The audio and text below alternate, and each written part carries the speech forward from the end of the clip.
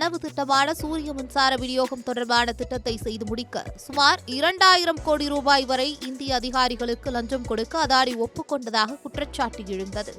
இதற்காக கடந்த 2020ஆம் ஆண்டு முதல் இந்திய அதிகாரிகளை தனிப்பட்ட முறையில் சந்திப்பது, பேச்சுவார்த்தை நடத்துவது என பல விஷயங்களை அதானி மறைமுகமாக செய்ததாக கூறப்படுகிறது.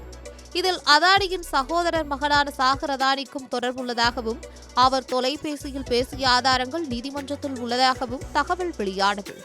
லஞ்சம் மூலம் பெறப்பட்ட இந்த ஒப்பந்தத்தை வைத்து கடன் மற்றும் பத்திரங்கள் மூலம் அமெரிக்க நிறுவனங்களிடம் இருந்து சுமார் 25,000 கோடி ரூபாய் நிதியை அதானி குழுமம் திரட்டியதாக குற்றம் சாட்டப்பட்டுள்ளது.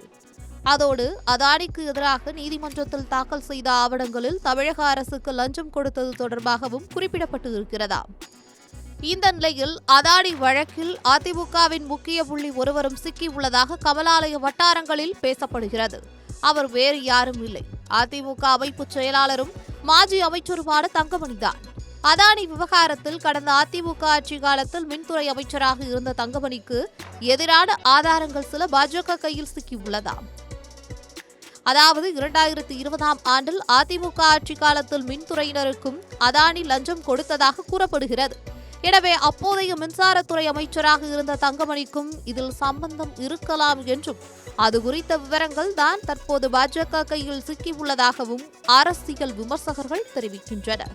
இதனை வைத்து அதிமுக பாஜக கூட்டணியை உருவாக்க தங்கமணியை பணிய வைக்க பாஜக திட்டமிட்டுள்ளதாக கூறப்படுகிறது. ஏற்கனவே வேலுமணியை பாஜக பணிய வைத்துள்ளதாகவும் அதனால்தான் தற்போது அதிமுகவிற்குள் பல்வேறு குளறுபடிகள் நடப்பதாகவும் அரசியல் விமர்சகர்கள் கூறுகின்றனர். எனவே விரைவில் வேலுமணியைப் போலவே தங்கமணியும் டெல்லியின் குரலாக ஒலிப்பார் என்று கூறப்படுகிறது. இப்படி மணியான மாஜிக்கள் ஒன்றிணையும் பட்சத்தில் பாஜக அதிமுக கூட்டணி உருவாக அவர்கள் நிச்சயம் முயற்சி எடுப்பார்கள். இதனால் அதிமுக தலைமையின் ரியாக்ஷன் என்னவாக இருக்கும்?